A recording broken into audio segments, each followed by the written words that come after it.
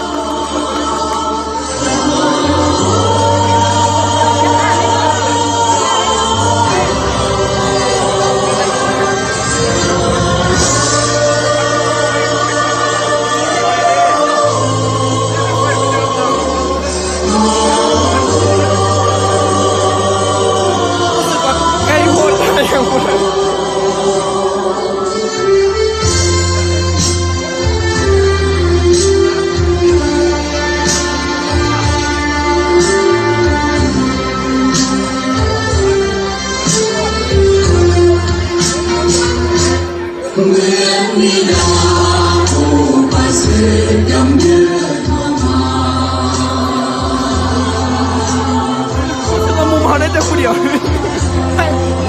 ไอ้ยังไม่ได้นี่ใกล้หมดสู่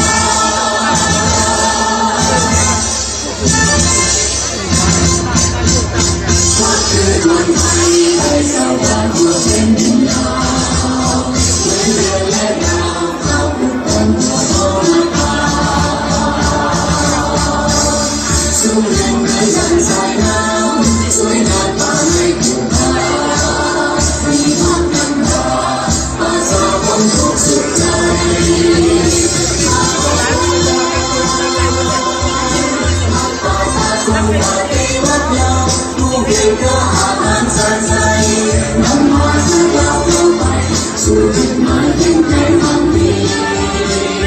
ยอมมี